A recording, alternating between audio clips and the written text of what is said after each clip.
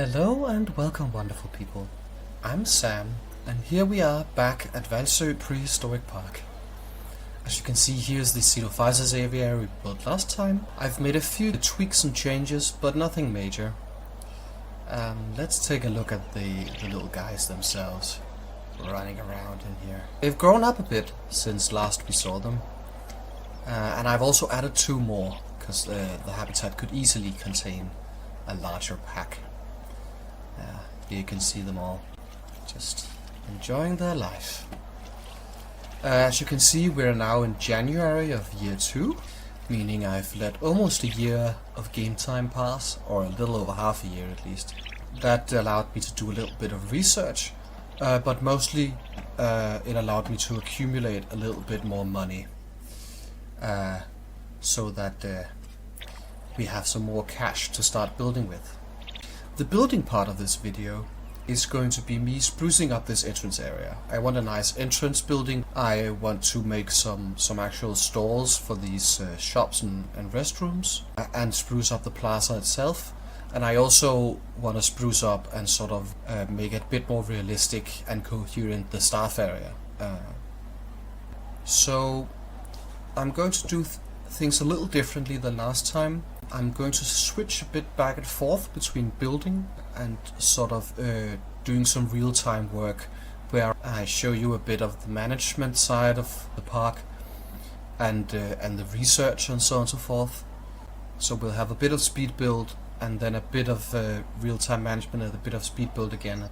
Hopefully you'll like that, and hopefully that'll help sort of new players.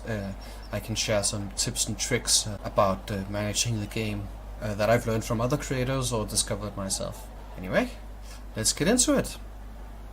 Okay, so first things first, I want to make a bit of prep. I know there are some creators who go into so much detail making beautiful areas for outside their parks, you know, parking lots and background building and stuff. That's not really my jam. I want to focus on the park itself. So I'm just hiding away the guest spawner in the forest and making it seem like the guests are coming from further up the road, from perhaps a highway or a parking lot further away. I think that turns out pretty well. So a very quick little thing, and just to prevent the guests from wandering off, I put this little thing in at the end. Okay, so that was very brief, but I've essentially just prepared for building the entrance itself. So let's switch to some management before we do that. Over here you see the staff buildings you start with, along with the research center I placed down and the small hatchery, which is where you actually hatch the animals from. I'm going to start with the research station. If you click on it, you can go directly to the research tab, otherwise you can click over here on the little green thing and then choose it up here. This is research. As you get more star rating, you get access to more and more research themes, so you can research more and more things at the same time, but that will also cost more money. As you can see, I've already researched a little bit. You start with everything over here. So I've researched this one, which allows you to make males of each animal, which you don't start with the option to do, obviously. This one, which allows you to choose different skins for your animals instead of it just choosing one at random.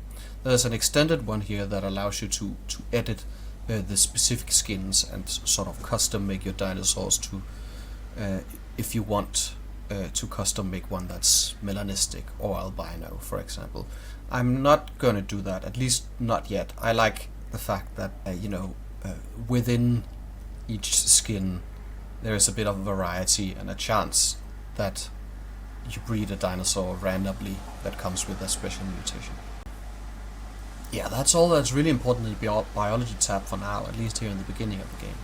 Once I want to put in some really big animals, I'm going to have to research some of these.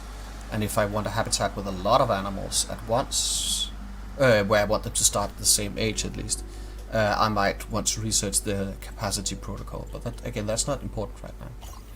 Over here in management, this is these things improve your staff. I'm tempted to actually get started on allowing them to upgrade to staff skill level 2 already, but I am gonna wait a little bit, because I only have access to 2 research teams right now, and I might want to do something a little different first. That's a bit more important Here you can see in park planning, you get access to all these produce stations.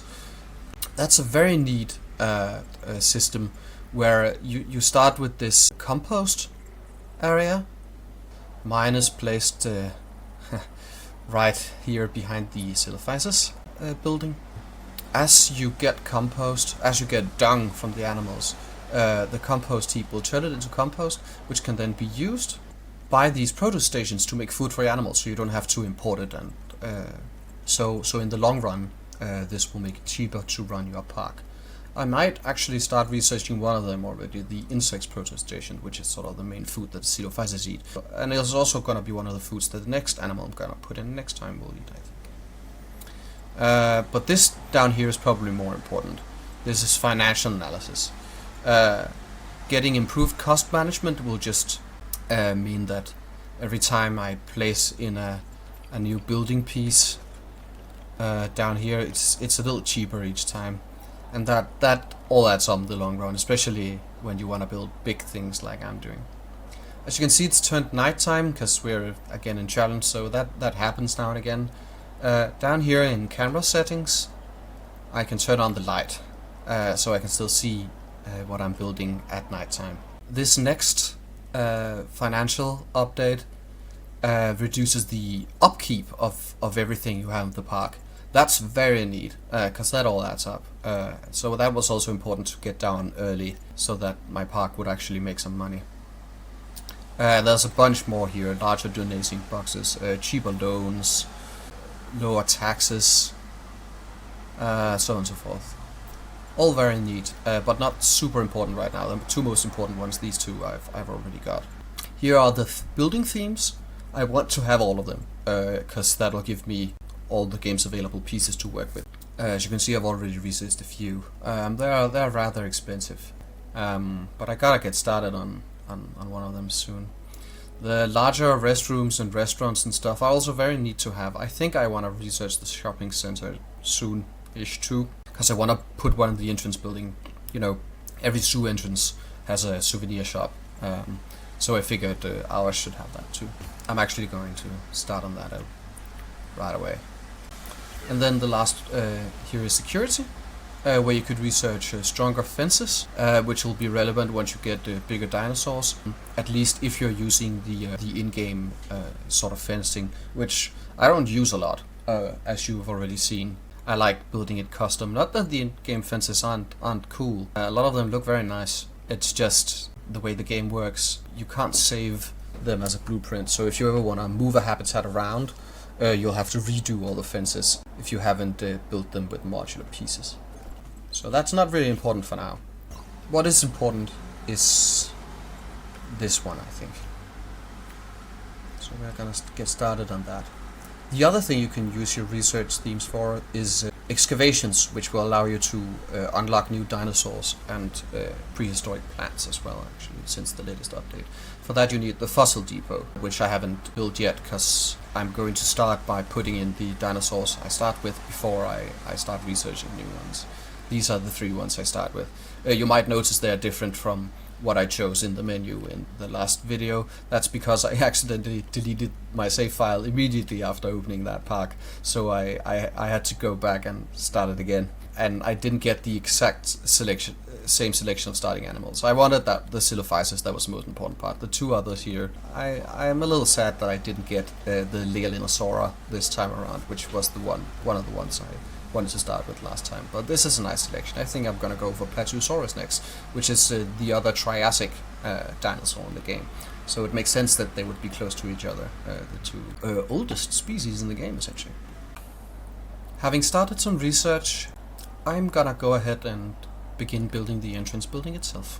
Okay, so this is the beginning of the entrance building.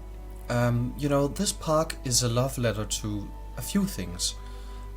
Firstly, I have some family in Hvalsø, so this is partly for them. Secondly, it's a love letter to all the different zoos in Denmark. I've been to pretty much every single one throughout the years. I love going to the zoo. And I want to take inspiration from all of them, and that's what I'm doing here. So I looked at some different zoo entrances from different zoos throughout Denmark, and most of them are pretty boring, honestly. They're sort of squat concrete and glass squares built for function, and that's fine, but for this sort of tribute park here, which is also, you know, a park that has extinct incredible prehistoric animals, I wanted something a little more grandiose. So I looked around a little more, and I stumbled across Knuthenborg Safari Park, which is a large sort of zoo park in southern Denmark. And it's built on the grounds of an old count's estate, actually. How European can you get? And it has this really beautiful sort of old sort of neoclassical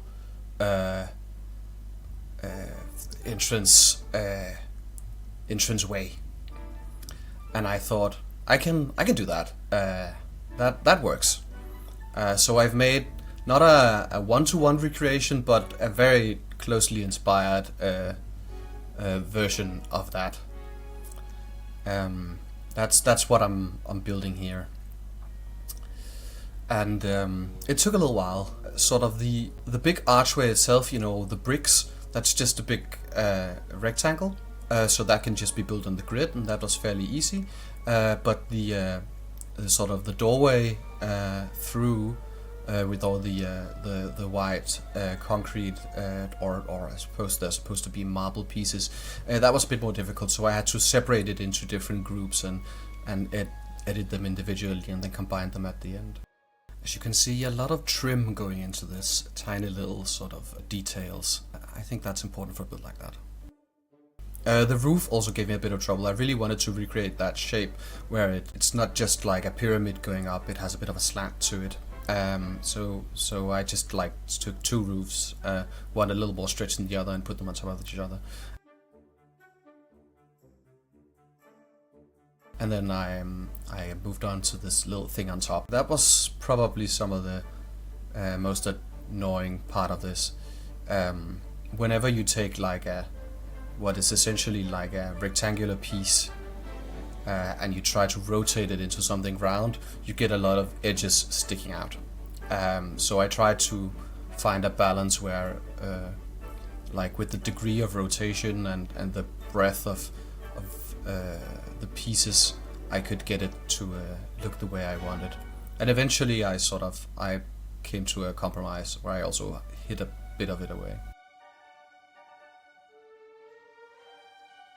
And then I put a little statue on top. I figured that was fitting. The problem is it's so high up that it counts as inaccessible to the guests. So I end up removing it and putting something else up there. You'll see later. This is pretty much finishing touches. A good tip in general, always put trim on the bottom of your buildings. Make them seem more anchored into the terrain. And then a little sign and these little gargoyles. Then I remove those again because it turns out they aren't recolorable. And that's it. Back to managing the park. Okay, so I'm done with the main entranceway. Before we get to the side buildings, let's do some more managing. I want to talk a bit about the economy in the game. As you can see right now, my profits are going down a little bit. I'm still in the green, but it's been going down a little. And that's because I just started some new research. That's one of the biggest draws. Of course, building, especially if you're building with a lot of pieces, will draw down, but sort of single expenses, the most expensive ones are research and excavating new dinosaurs and breeding new dinosaurs, especially if you want sort of high quality dinosaurs. If we go in here to the Plesiosaurus, for example, you can see the more I set down the growth speed, the more expensive it's gonna be to create. But we want the realistic growth speeds ones. They're gonna live longer and they're gonna get higher fertility once they grow up. And if we lower the maturity, you can see babies are much cheaper than adult animals, however. So that is sort of the trade-off. But yeah, those are the most sort of biggest single expenses in the game. And there's this lovely graph. You can see what you're earning and what everything is costing and so on and so forth. You can see my net profit right now is actually in the minus, and that's because I'm doing research right now. But it's been going very fine for a while, so I can tank that easily. With regards to making sure you break even overall, There are a few tips and tricks. There's a good rule of thumb that I've seen several creators say, that is that once you get past like 3 different dinosaurs, the park basically runs itself. You don't have to worry about money anymore. And that is kind of true, as long as you've put down some shops and some donation boxes. After about 3 dinosaurs, you'll attract enough guests for it to sort of run fine. Especially because at that point you've probably done most of the research you really wanted, which is again one of the big draws. But you actually don't have to get 3 different animals to start making a nice profit. I only still have the Coelophysis, this one habitat, and my money has been going steadily up while I was building here, as you saw. And that's because in the finances you can actually adjust the pricing. You can adjust the price of the entrance fee, the use of different attractions, the cost of food and drinks in your shops. You can even charge for using the bathroom, which I categorically refuse. I will never do that in one of my parks, no matter how bad the economy is, and so far it hasn't been necessary either. But that is technically a thing you can do.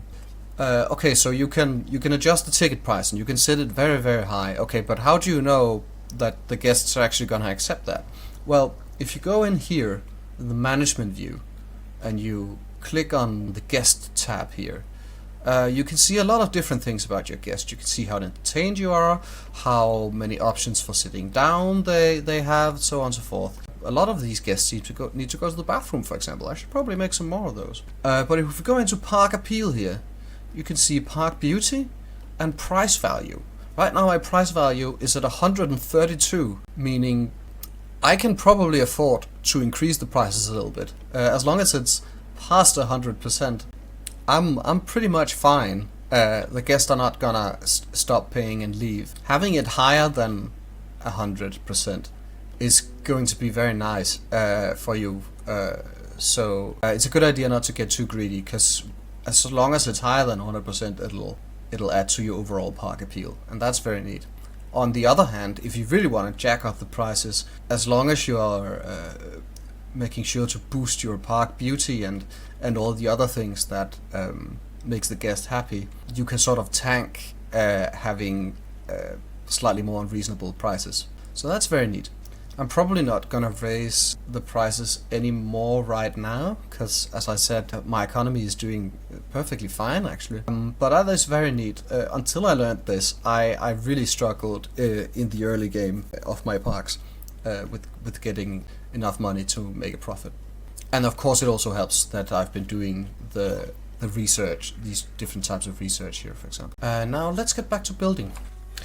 Okay, so aside from the big entryway, I wanted some more modern facility buildings. What I imagine is that the old building has been here since before this was turned into a dinosaur park, and then they've added these more practical facility buildings on the side. And this time I have taken inspiration from those what I just earlier called boring zoo entrances. So it's like a you know, rectangular glass and concrete modern buildings. But I did, like I said, I put in this souvenir shop because every good zoo entrance has one. And then the rest of the building, because I felt like the building needed to be bigger, but I didn't actually want to build an interior. So what I did was I took the opaque glass pieces and stuck them right on the inside of the windows. So it looks like you can't see in through the windows. And there's more behind that, offices perhaps for the staff of some sort. I was specifically inspired by the Odense Zoo entrance, which I'll just put up again here, which had this lovely mural with all the animals that you can see if you go into the zoo, and I wanted to do something similar here. Especially because I really wanted to use these nice signs that the game offers. So I tried to make like a similar thing here with those. I think they're very cute. I think it turned out pretty well.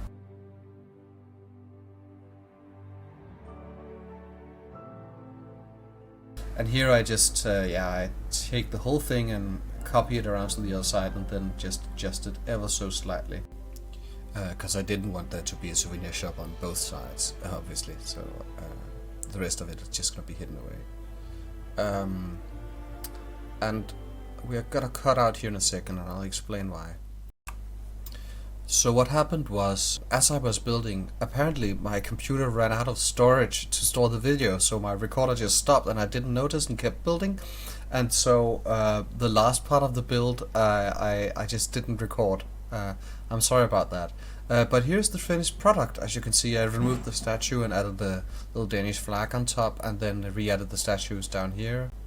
Sized up the entrance sign a little bit, adjusted a few things, put some utility on the roofs, and then I ever so slightly just turned the side buildings a little bit at an angle, just so the building looked less rectangular, and also so it frames the entrance plaza just a little bit more. And then over here on the other end, I essentially took the research station and added it into the building, because I figured why not, that makes sense. Has a name now too, and so does the souvenir shop. Well, I'm pretty much out of management advice, but I did get an alert while I was building that the Coelophysis have reached adolescence, so let's just jump in and check them out. If you have any sort of advice about how to work the game, or if you want any advice on how to work the game, please comment down below. Yeah, so they have grown up a bit. They still have their baby feathers, but they have gotten larger clearly, and you can see that long snout getting more pronounced with time. That's pretty cool. I really love the way that animal offspring works in this game, the way they just slowly grow up until they reach full size. The devs have done such a great job. Oh. Look at them go. Essentially teenagers now. I'm going to finish up the last things, which is sprucing up the plaza itself here and doing something about the staff area, and then I'll see you for a last little sort of last notes.